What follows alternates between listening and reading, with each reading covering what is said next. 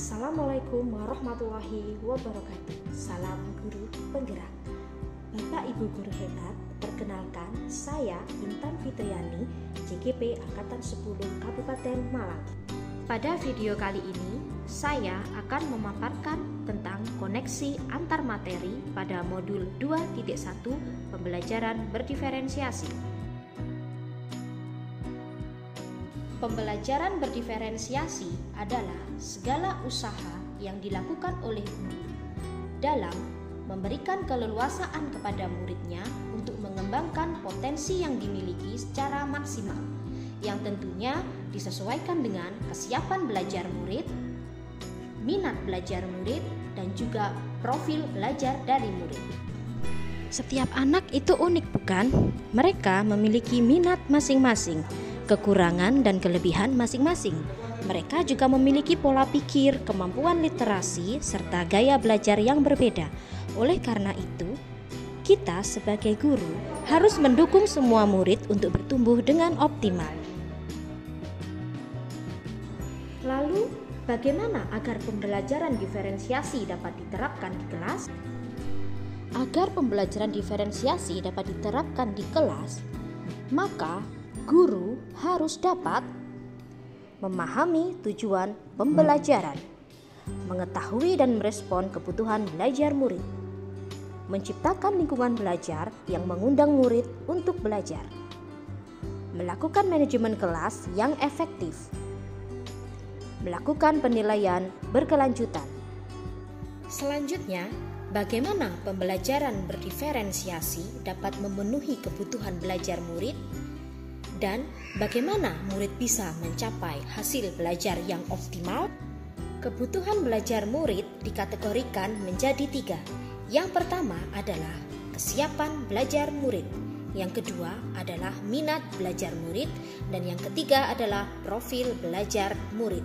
Untuk memenuhi kesiapan belajar murid, kita harus mengetahui pengetahuan awal murid.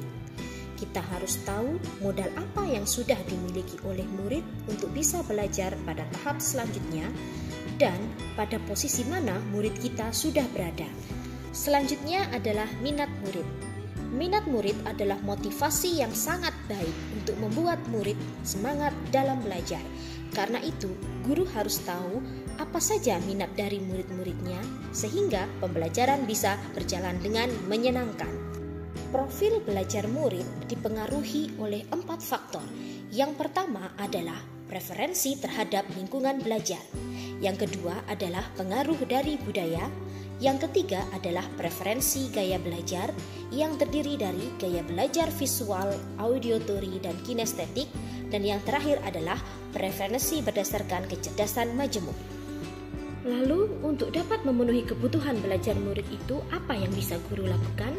Yang pertama, guru dapat melakukan observasi atau mengamati perilaku murid. Yang kedua, kita dapat mencari tahu pengetahuan awal dari murid.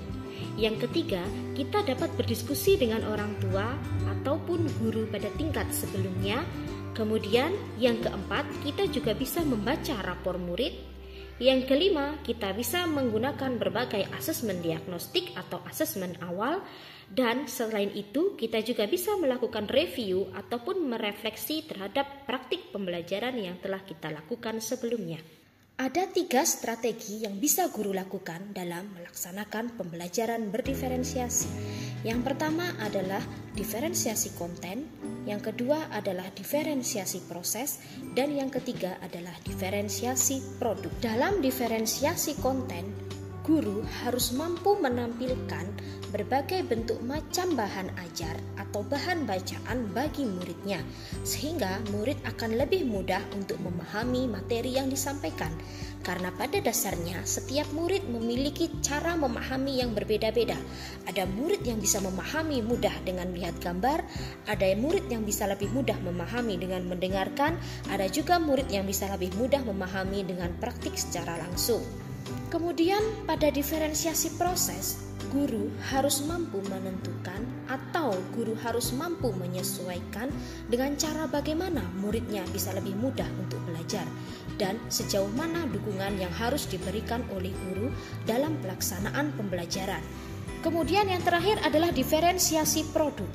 Artinya, murid dapat menghasilkan berbagai macam produk dari hasil belajarnya sesuai dengan minatnya, bakatnya, dan juga kebutuhan belajarnya. Lalu yang terakhir Bapak Ibu guru hebat, apa kaitan materi pada modul ini dengan materi pada modul yang sebelumnya? Kaitan materi pada modul 2.1 ini dengan modul 1.1 adalah bahwa dalam melakukan pembelajaran diferensiasi, kita harus bisa memenuhi kebutuhan belajar murid sesuai dengan kodrat alam dan kodrat zamannya, dan tentunya berdasarkan filosofi Ki Hajar Dewantara. Keterkaitannya dengan modul 1.2 adalah dalam melaksanakan pembelajaran berdiferensiasi, guru harus bisa menerapkan nilai dan peran guru penggerak. Antara lain nilai dari guru penggerak yaitu berpihak pada murid, kolaboratif, inovatif, reflektif, dan mandiri. Kaitan dengan modul 1.3 adalah bahwa pembelajaran berdiferensiasi dapat kita jadikan sebagai salah satu strategi untuk melaksanakan atau mewujudkan visi guru penggerak.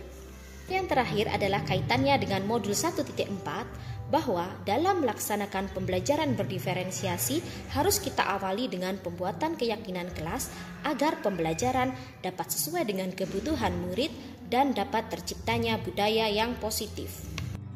Demikian adalah pemaparan saya tentang pembelajaran berdiferensiasi. Terima kasih.